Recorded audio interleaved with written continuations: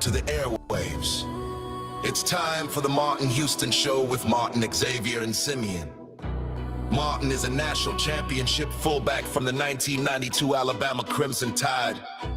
Known for his bruising runs and devastating blocks. Now he's bulldozing through sports talk with that same championship intensity. Joining him is his sons, Xavier, a savant of football knowledge and statistical insight. He's your go-to source for the latest recruiting news and insider updates from across the Bama Nation, and Simeon, the thinker and contemplator, bringing you insight and knowledge that is logical, thoughtful, and on point. Together, they deliver fair and balanced analysis from an insider's perspective with real conversations where the callers, the listeners, and the online maniacs get in on the action by sharing their thoughts, their comment, and their reaction. Join our online maniacs at facebook.com/The Martin Houston Show. You're listening to Tide, 100.9 and 1230 WTBC. It's time for kickoff. So buckle up and get ready, because this is the sound of Bama sports. The Martin Houston Show with Martin, Xavier, and Simeon is live. Roll Tide, roll! Roll Tide, roll. Good morning, good morning, good morning. Welcome into the Martin Houston Show with Martin, Xavier, and Simeon. We got a full crew today. Got Chase behind the glass. And Maniacs, we invite you to get in, pour your chair up to the table, take a seat, and jump in on the conversation on this Free-for-All Friday. We thank you, we thank you, we thank you, and we welcome you in. Jump on the phone lines at 205-342-9904, 205-342-9904. That's the Empowerment Training and Consulting Hotline. Or thoughts, comments, and reactions in over on the live stream chat. Jacob may not be as talkative today, guys. Y'all know he's been wearing us out this week. His wife and the kids were out of town, so he was taking it out on us. He was just sitting at home, just thinking of stuff. How can I get the Houston Huddle crew to mess up? How can I get them all excited? That's what Jacob's been doing. Well, we invite that. We love it. Sometimes I hear the Maniacs and Simeon and X, they'll go, I'm sorry. What, I was just, no, man, bring it. Bring the opposite side. Bring the opinions. Bring the questions. Challenge our thought process. Challenge what we say. Hey, because sometimes we be messing with you just as much as you be messing with us. So we welcome Maniacs, especially on a Free-for-All Friday.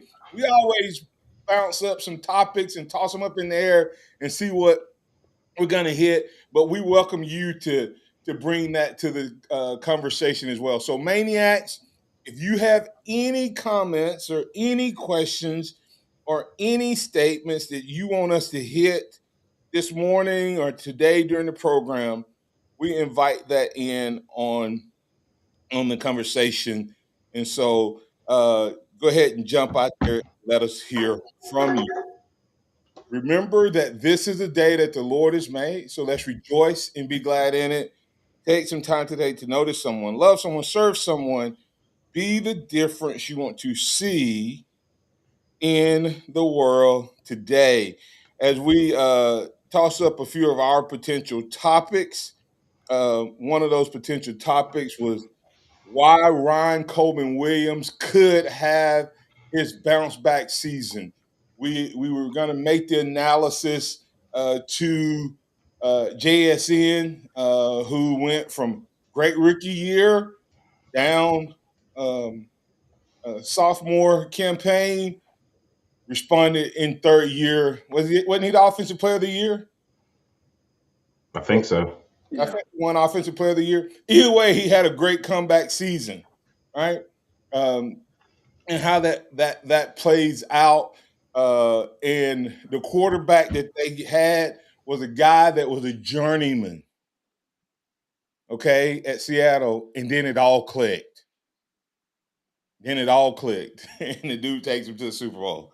So, was that new offensive coordinator, new wide receiver coach?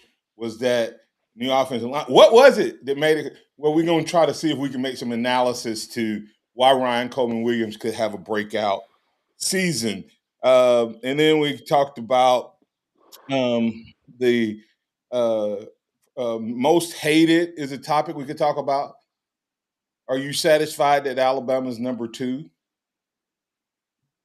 We can talk about the SEC media because that's going to be kicking off at the beginning of the week. Alabama's not up until Wednesday.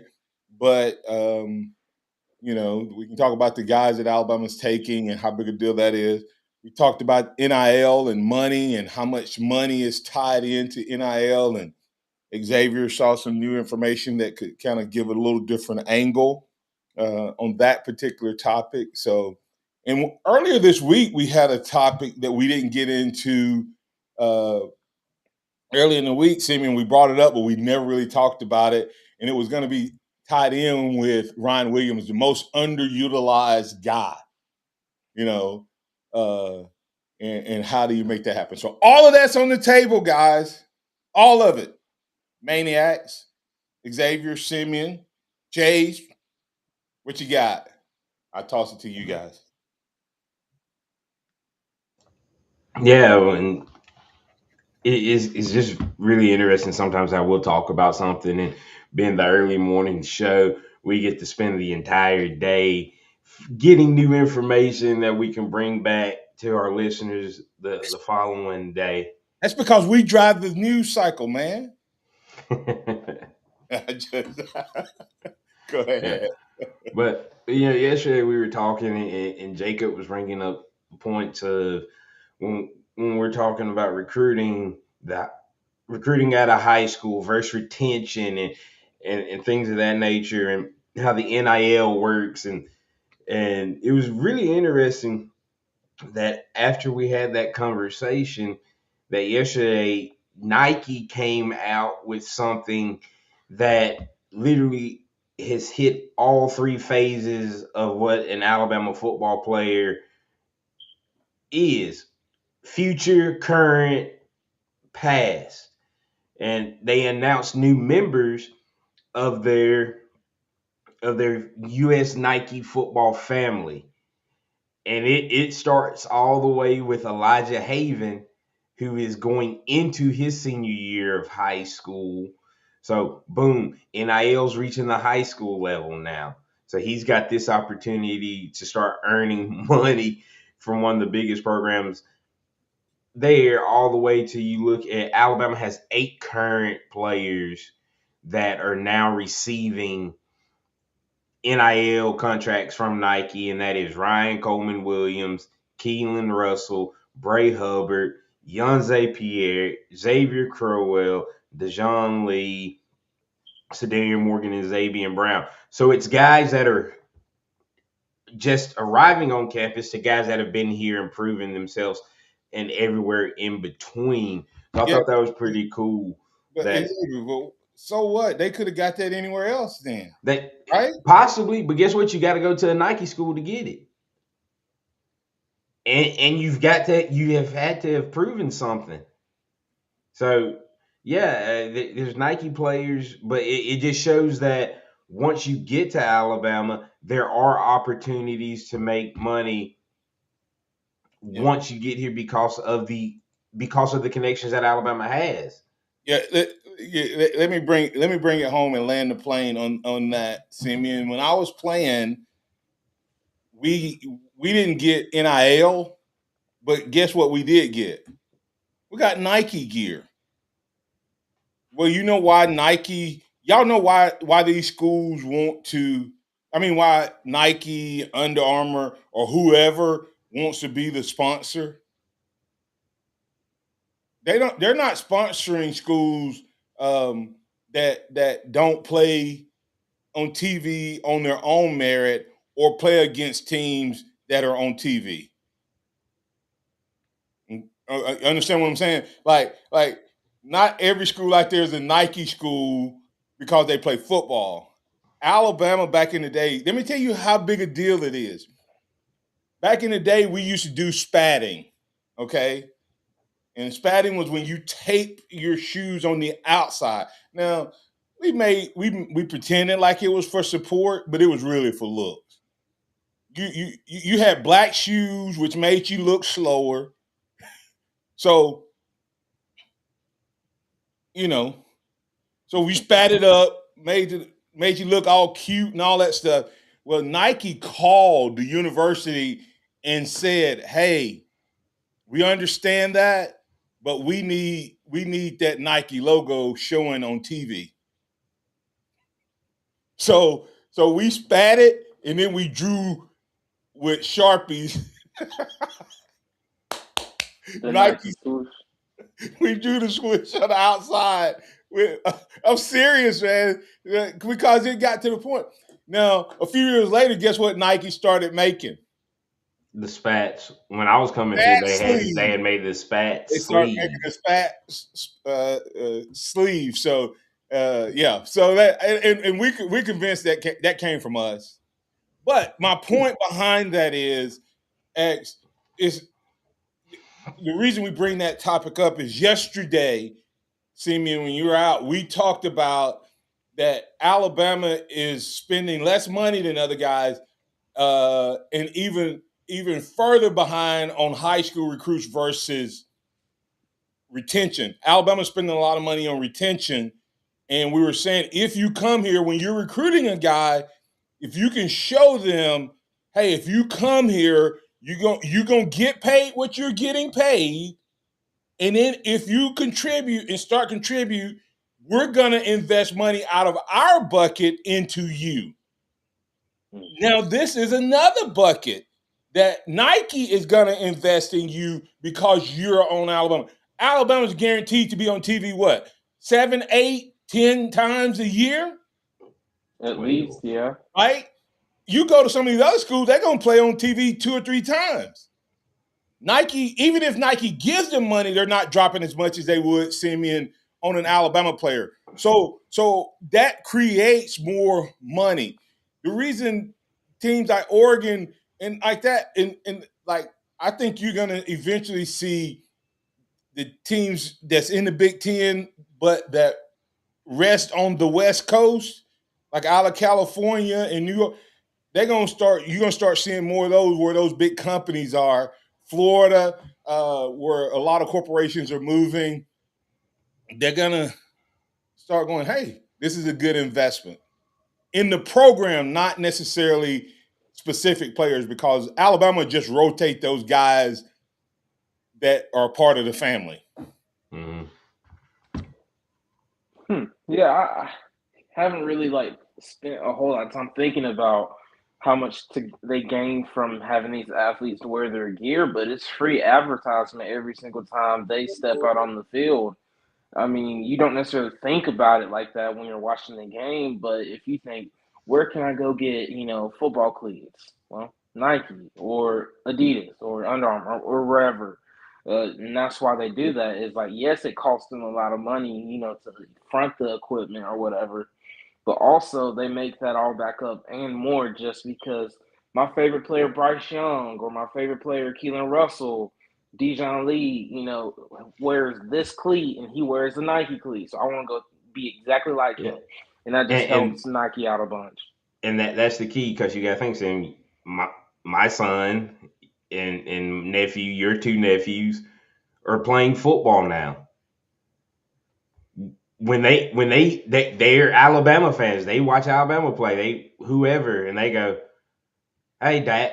Deuce comes up to me, hey dad, where I want to get some new cleats. Well, I saw these Nike cleats or I saw these Nike gloves or whatever. Now I'm going to the store and I'm buying Nike cleats and Nike gloves. Hey guys, all I'm gonna say is I want to be like Mike. Yeah. Like that. Yeah, y'all need to hear.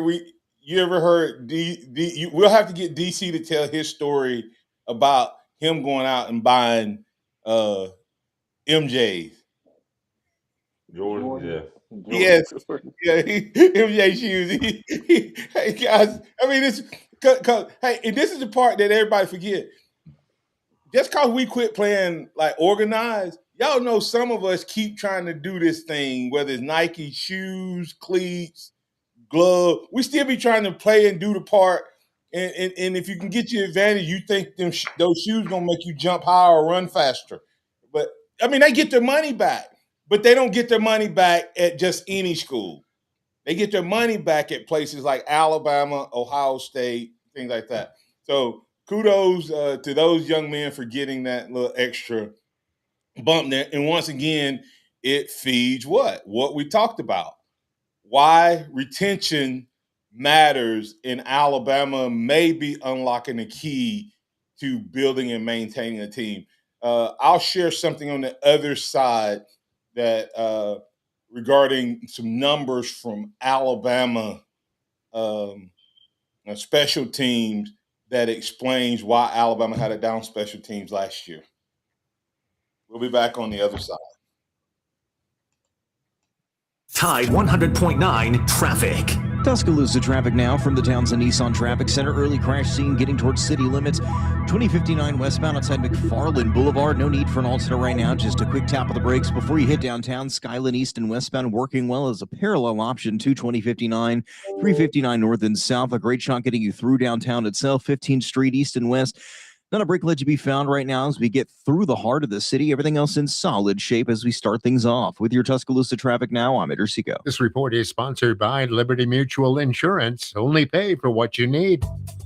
Why pay full price when you can customize and save? Switch to Liberty Mutual and they'll customize your auto and home insurance so you only pay for what you need. Liberty, liberty, liberty, liberty. Hey, this is Wyatt Fulton from Tide 100.9. Join us starting on July the 20th live from Tampa, Florida for SEC Media Days 2026, brought to you by Taco Casa. We'll bring you press conferences, live interviews, and updates from all 16 teams in the Southeastern Conference at SEC Media Days 2026, presented to you by Taco Casa. Starting July the 20th, join us in Tampa, Florida for SEC Media Days 2026, brought to you by Taco Casa. Hey, I'm Richard Adams with Adams Services, your local experts. Don't let power outages disrupt your life or business. With a Honeywell generator, you get reliable backup power to keep everything running smoothly. For a limited time, a free 10-year parts and service warranty, as well as financing as low as $189 a month. Give Adams Services a call at 205-339-6540 or visit us at adamsvcs.com. Your local experts. Hey, I'm Martin Houston, and I want to tell you about exciting news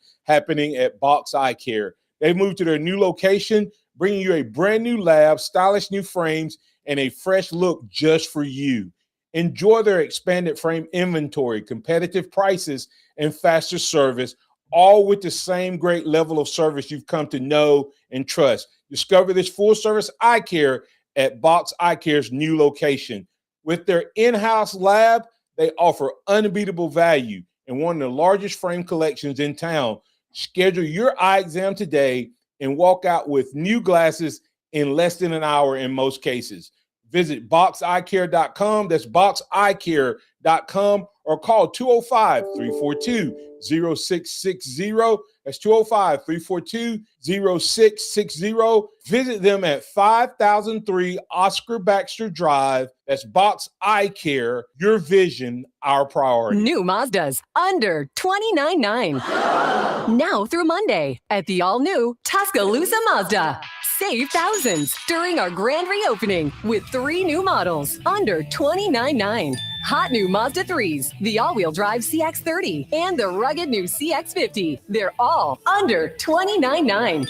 under $29.9 for a brand new Mazda. Now at the all-new Tuscaloosa Mazda. Plus, get 0% financing. 0 for 72 months. And you don't need perfect credit. Plus, acres of Mazda certified pre-owned. Save thousands during our grand reopening with 3 new models. Mazda 3s, CX-30s, and CX-50s. Your choice under $29.9 and 0% financing for 72 months. Now through Monday at Tuscaloosa Mazda. New location, corner of Skyland East Boulevard and Palisades Drive. TuscaloosaMazda.com. TuscaloosaMazda.com. For details, visit TuscaloosaMazda.com. Tide 100.9 Tuscaloosa weather. Here's your Tuscaloosa and West Alabama forecast. As typical summertime weather is going to stay with us here next several days.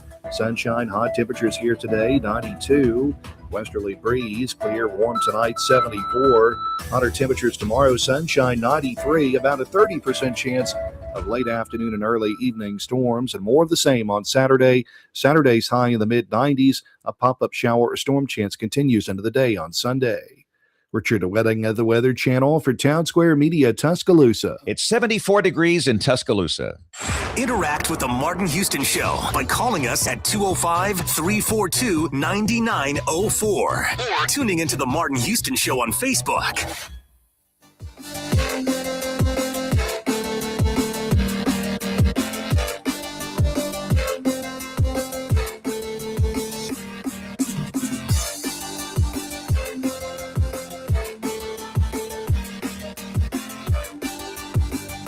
Welcome back into the Martin Houston Show. Martin, Xavier, Simeon. It's a free-for-all Friday, so we might jump or go anywhere, guys.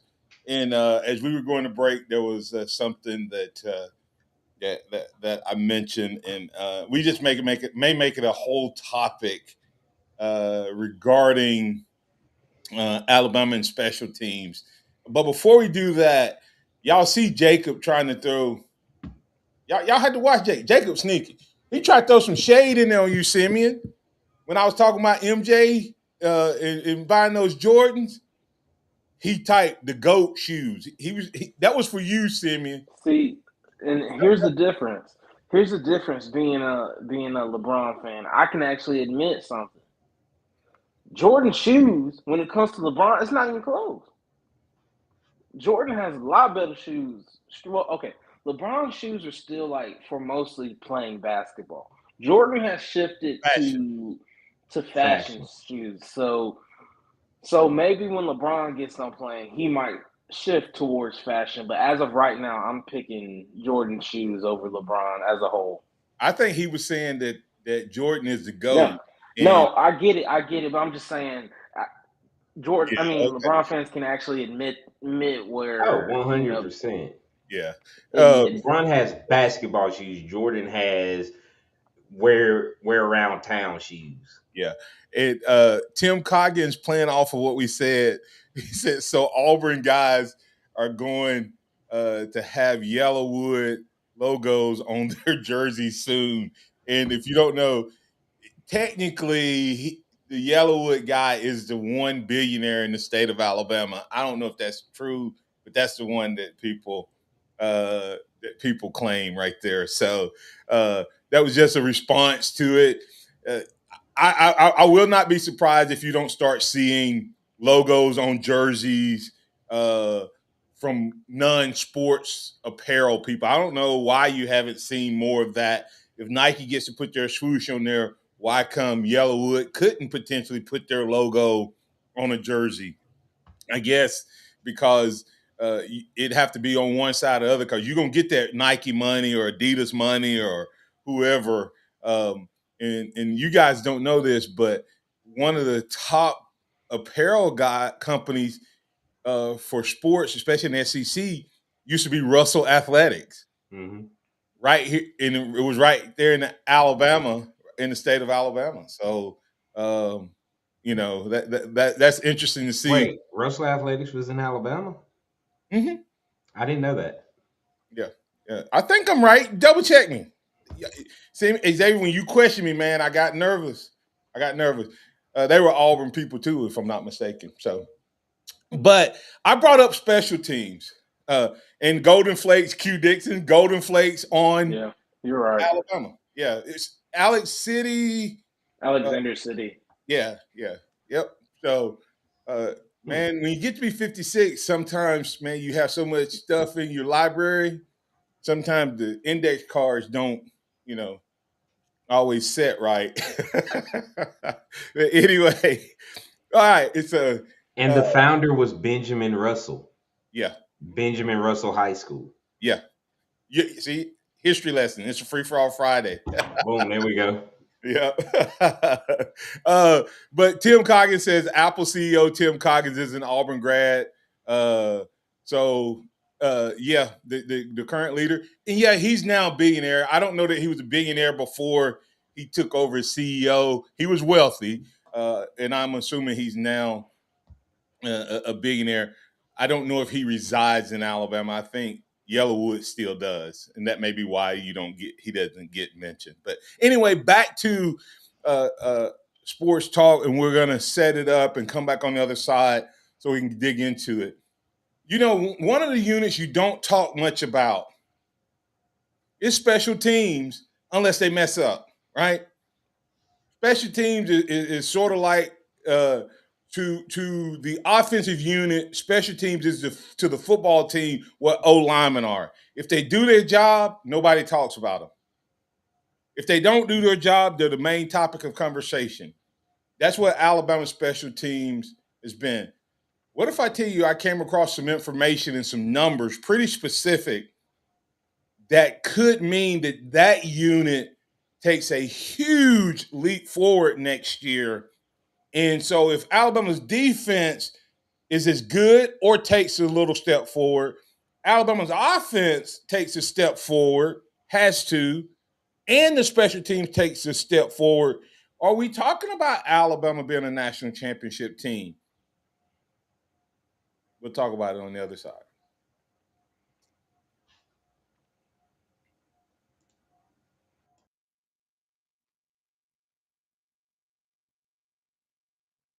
Tide 100.9 traffic. Tuscaloosa traffic now from the Townsend Nissan Traffic Center. Early crash scene getting towards city limits. 2059 westbound outside McFarland Boulevard. No need for an alternate right now. Just a quick tap of the brakes before you hit downtown. Skyline East and westbound working well as a parallel option to 2059. 359 north and south. A great shot getting you through downtown itself. 15th Street east and west.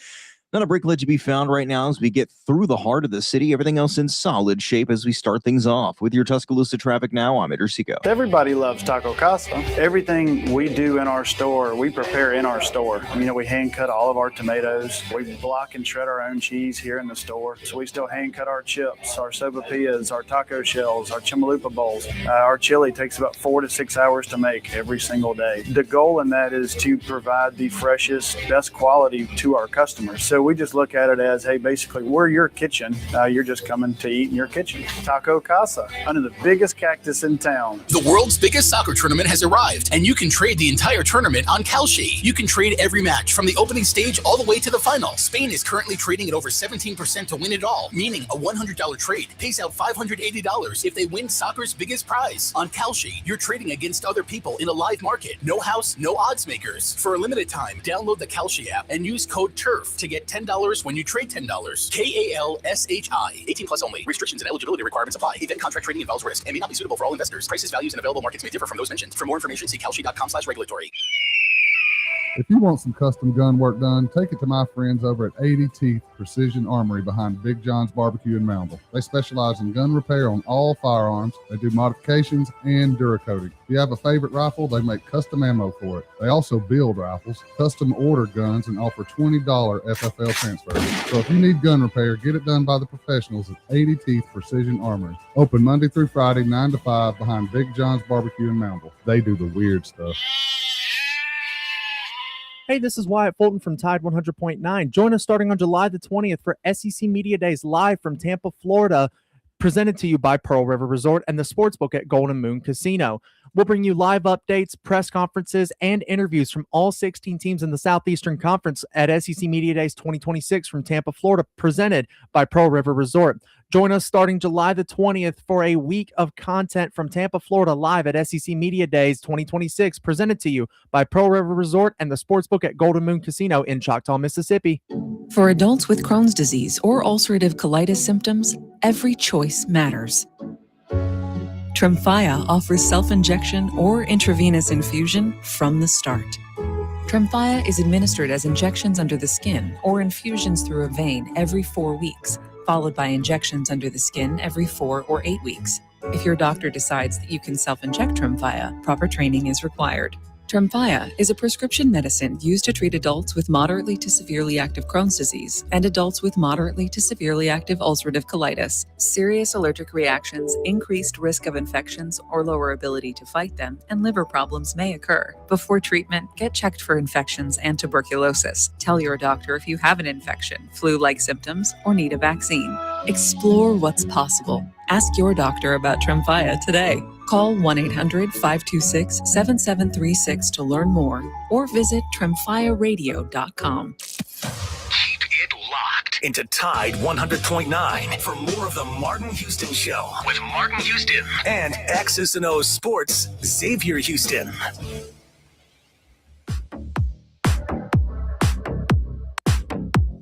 Woo! Y'all rough on a brother. I mentioned special teams, Simeon, and it was like, Jacob Powell said, won't be hard to get better. Take a step forward on special teams. I would hope we would be better. Q Dixon said special teams were awful. No kick or punt return game. Punting was awful. Q Dixon said, I felt Nunez deserved to be shown the door like Coach Cap was. So, all right. Now, performance-wise, that may be true. But what if I told you that Coach Cap had talent to work with and Nunez was hamstrung? Now, if you go back and look at year one, Alabama had a good punter and a good kicker, right? Mm-hmm. Even though we rarely kicked. and they also had a few older guys that was left behind and some guys who had played special teams. But all of those guys after year one, somewhere around 80% of the top contributors graduated after year one. Okay, so this year, so last year you had to play what? Freshman. A lot inexperience. A lot of inexperience. Yeah, and the punting and the kicking was not as good. So you're playing younger guys, right? So you're playing younger guys, and you have worse kicking. So what gets exposed? The inexperienced guys that have to cover. Yeah, the inexperience, or they're blocking. Like guys, do we think that the talent in the returners were less last year? I mean, we really never got to see it. So, no, I don't think so. Right. So what if I told you one year you had a good kicker, good punter, and 80% of those guys left, and last year you were left with only about 20% of your top returning guys, so you had a whole new unit, and your kicker and your punter was worse. That's going to be rough special teams, right? You lose field position, you lose the coaches end up having to take more chances. They end up going for it more on fourth down. You end up putting your defense in worse spot. It just multiplies. So I asked the question of you guys. I'm talking about we lost to Oklahoma because of special teams, and we beat Oklahoma because of special teams. Yeah. That Oklahoma game flipped both sides, both directions on special team play. What if I told you 80% of the guys who were the top contributors last year are back as a year older? Alabama, for the last year, played the most freshmen in special teams of anybody in the country. But now those guys are what? A year Experience. to 2 years older. So Alabama special team this year, in my opinion, guys, could be that we see more Oklahoma playoff special teams than we did Oklahoma regular season. And if that's the case, what do you think Alabama chances are? If Alabama gets and improves, you know, on special teams, I think the sky's the limit. And they went out and got guys, to Jacob's point, they got guys with experience on special teams, the punter and the kicker, but also the long snapper as well. I forgot where he transferred from, Syracuse, I think. But so those are guys that have kicked before and have a ton of experience. And so if Alabama is able to take that next step, which we're expecting, you know, the offense to take a step closer to what we would like, what they like to see, and then special teams the same way. So I think Alabama has a very high chance of at least returning back to the playoffs this year. Yeah, I mean, yeah, I think you nailed it. Sometimes you're not always going to be able to go out and get exactly what you want or potentially need in the transfer portal. That's just the facts of the situation. So sometimes you have to roll with the guys that you have and get them the experience that they need. Alabama had to do that last year in 2025. We all know how we felt about Connor Talty as the kicker. What did Alabama do? They went out and got a guy to challenge him. We still don't know who the kicker is going to be this year. It could be Lorcan Quinn. It could be Connor Talty. Does that mean there's improvement or what? But everybody else has more experience. Everybody else has played more, which makes your unit still as a whole better as the kick returner, punt returner, coverage teams, blocking, all of that. 2025 was needed for the experience. Yeah, and what I'm saying, I don't know that they'll be better, but I know that if you're 2 years in and you have 80% of your contributors coming back from the year before versus losing 80%, right? And Q Dixon saying Saban played his starters. Why did Saban play his starters? Because Saban had a lot more depth if he lost starters. Saban also had a much older team, and even the starters. And I'm sure if you go back and look, I'm sure that Alabama has some starters on last year on special teams. It's just the numbers game is totally different, and I think this special teams is one of those areas. And I can't remember who said it. Maybe Tim Coggins. He said, "I think 5 for 5 is going to help improve special teams." I agree with that. I agree that I think you're going to see even younger players play more. That guys who are marginal contributors on offense, but they'll now be able to flat out play special teams and not worry about losing a red shirt or a year of eligibility. So my point is, I don't know that special teams is going to be better, but the numbers I gave you are legit.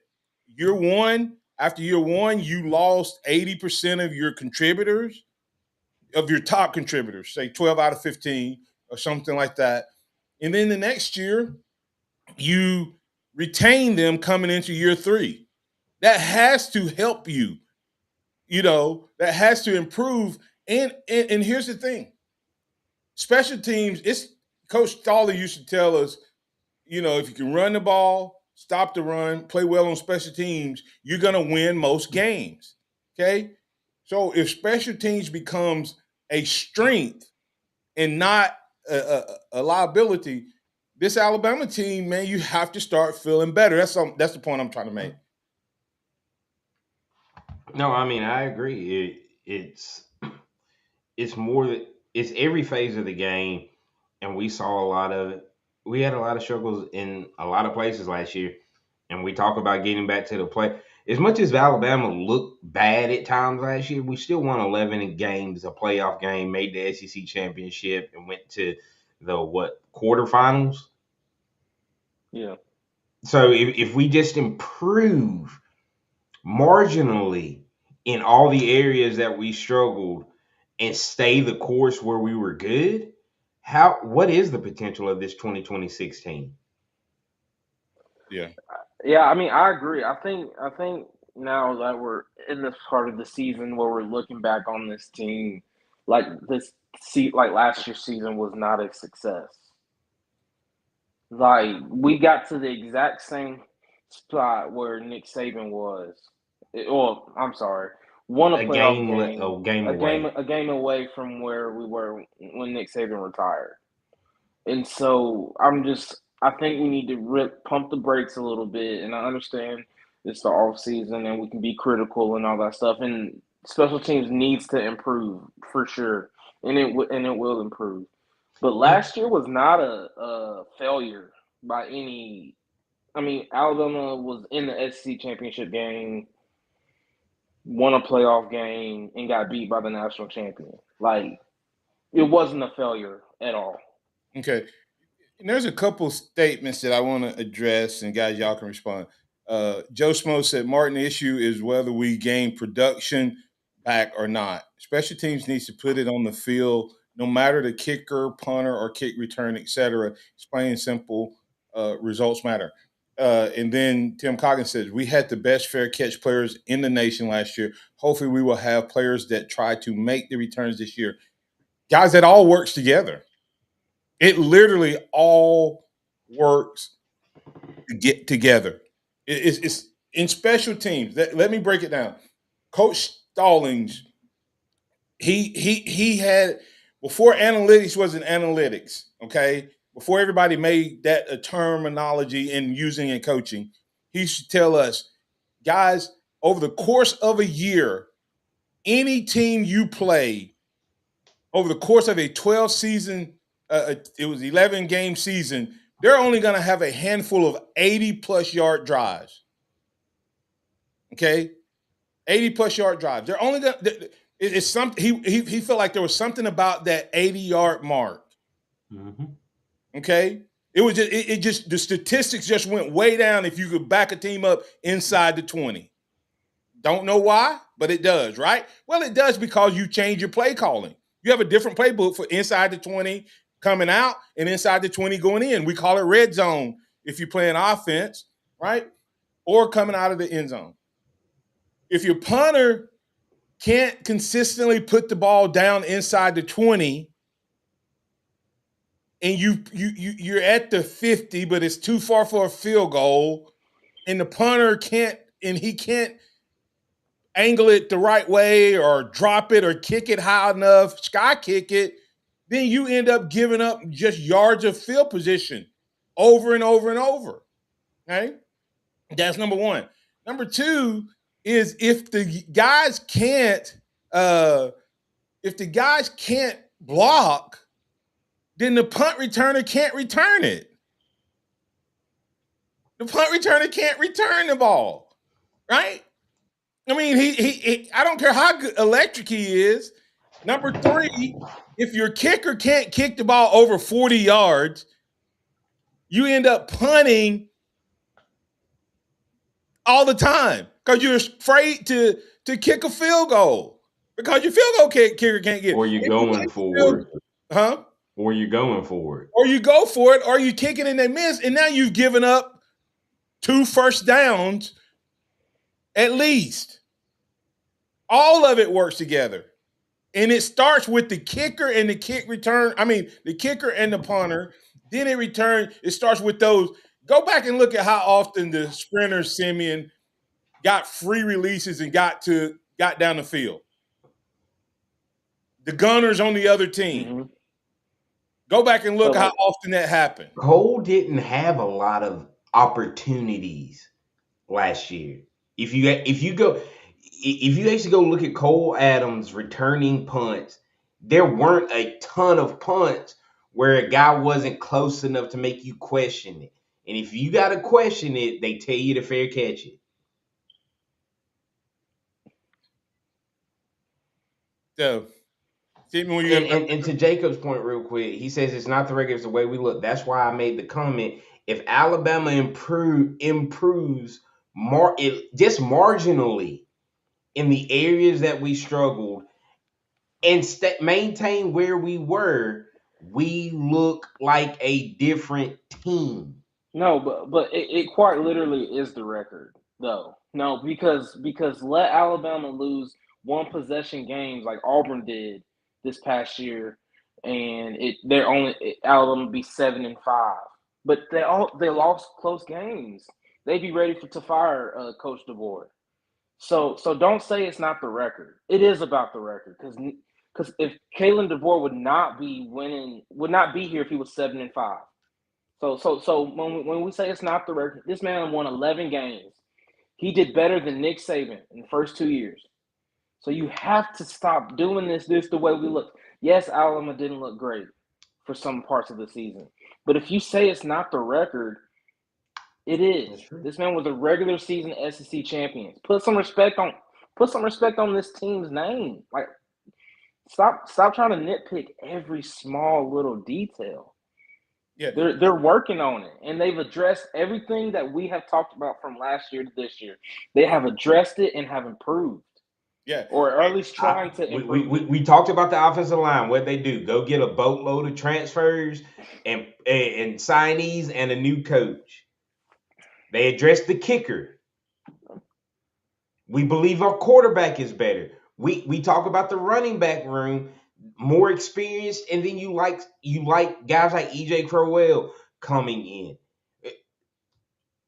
Defensively, the same. It goes on and on. Wherever you want to look. All right, and real quick, guys, the Jacob said the coach knew what they had before last. They actually did, but that doesn't mean that they are able to address every need. Remember, you don't always know who you're going to lose and whatever. So you recruit to who you think. Alabama managed to maintain the majority of their roster, but they were limited on how many guys they could bring in. And if guys left in a certain position, then you just have to do it. The special teams have to be addressed 2 to 3 recruiting classes before you need them. So the lack of special teams last year was not a problem created just by DeBoer. It was created by how many guys went in the portal the previous 2 years. And remember, at one point, and this started to disappear during Saban's last few years. You used to always be able to look at special teams and go, "That's the next guy at inside linebacker. That's the next guy at safety. That's the next guy at corner." Under Saban. And then towards the end, because younger guys weren't developing as fast under him, you started to see more starters on special teams. But early on, you go, Reuben Foster just laid Leonard Fournette out on that kick off return. Reuben was not a starter. And Matt Wilson against Texas A&M knocking Speedy Noel's tooth out his mouth was not a starter at that time. That's what you used to see. They were the backups. They weren't the starters. It was 2019 on where you started to see a lot of starters on his special teams. Yeah. And like I said, he had more depth. He could take that chance of somebody getting hurt because he had enough depth to make sure he could rotate them in, et cetera. So a lot of these things go into special teams. And I agree. But there are some teams that look pretty losing because Jacob said it's mostly the way they look. Now, I don't know how old you guys are, but I know we were 22 games in to a win streak, and people were still complaining about the way we played football under Coach Stallings. And some of the very Bama fans that jump on, not y'all, wink, wink, was still dogging Alabama and saying we had no chance against Miami because Miami was electric and Miami had all of these flashy plays and all of these big-time offense, and all Alabama could do was run the ball. They didn't like the way Alabama played football, guys, when we won the national championship. If it was in today's game, Alabama would have been dogged so bad. Listen, they said Alabama's the worst 7-0 team in the nation. Alabama's the worst 8-0 team in the nation. Alabama's the worst 10-0 team in the nation. Alabama's the worst 11-0 team in the nation. And this was every week. And it was so bad that after we beat Miami, Coach Stallings walks into the locker room, Simeon, and goes, "Mighty man, we might be the worst 13-0 team in the nation, but we the only one." But we the only one. So don't get caught up in how pretty something is. Now, I will say, if you were to get on here and say the following, we have to get rid of the collapses when we play bad. You won't get an argument from me because you're going to win some close games. We talked about it. We barely beat La Tech, came up yesterday, Simeon. We barely beat La Tech. 13-0. We barely beat some teams the year we won the national title. Then we would destroy good teams. You can't have a collapse. We can't have the collapses. You fix the collapses, and I feel really good about Alabama's chances this upcoming season. Closing thoughts, guys. No, I mean, I agree. It's a lot that's going on. And when we talk about these things being addressed, they're being addressed. We don't know how it's going to turn out until we see it. And that's just the honest truth. You don't know. We don't know how Keelan Russell's going to look. We don't know how Austin Mack's going to look. We don't know how the defensive line is going to look. We don't know how special teams is going to look. We don't know how any of these things are going to look until they line up against East Carolina at the end of August or beginning of September, whenever game 1 is, and put it on the field. And we're really not going to know how it looks until maybe Kentucky, but if not Kentucky, Georgia. Yeah. Hey, watch this. Simeon, go ahead. I'll close out. No, it's just funny just to see this sometimes. But this team is going to be fine this year, and there's nothing wrong with seeing that. Like, there's places that they need to improve because there's no doubt. Watching last year's team, there are some places where Alabama needs to improve, without a doubt. But when you can't just overlook all of the things that they did good as well, because you're never going to become satisfied. Because you should have been wanting Nick Saban out the door 2-3 years after national championship. Because the same things that Alabama struggled with under Nick Saban is some of the same things Alabama has struggled with under Coach DeBoer. But Nick Saban wasn't getting that same flack. And so you just have to give them time, and they've improved on things that they need to improve upon. Yeah, and like I said, I get it. Yeah, we were upset with the way the offense looked. And so what I was trying to point out is I did not realize why the special team struggled last year because I didn't spend a lot of time looking into it. Okay? So what I was doing today was pointing out why the special team struggled. You lose 80% of your prior year's production, and your kicker and your punter is I'm talking about number of players that were top contributors on the majority of your special team. And that's the thing. If you lose 12 to 15 guys on special teams to graduation, transfer portal, etc., it doesn't impact just one special team. Most of the time, your top performers are on 2 to 3 special teams. So it multiplies. It's like losing 3 or 4 players every player you lose. And that's what I was trying to point out. And I'm saying if this team can get a kicker and a punter on par with year 1, And you now have older players playing, more experienced players playing. Alabama's special teams could help win some games like they did against Oklahoma versus losing some games like they did against Oklahoma. Get 1 or 2 wins against a Georgia or a close LSU game, your special teams could absolutely be the difference. That's all I'm looking for, is for it to be where it's a contributor and not a detractor week in and week out. And just not enough time in a day. Free for All Friday, who knew we were going to talk about special teams? But we did. We may even bring it back up on Monday because I want to address it. Jameis Williams, Jayden Waddle, Eddie Jackson. Those guys weren't great because they were great alone. They were great because they had 10 other guys keeping guys off of them consistently. We'll be back on Monday. Have a great weekend. This is the Martin Houston Show, Martin, Xavier, and Simeon. Remember this, trust in the Lord always. Lean not in your own understanding, or on your own understanding, but in all your ways acknowledge him, and he will direct your path. We'll break down the SEC Media Days on Monday. Roll Tide, everybody. Let's celebrate. Thank you for listening to the Martin Houston Show on your home for Alabama sports. Tide 100.9 and streaming on the Tide 100.9 app.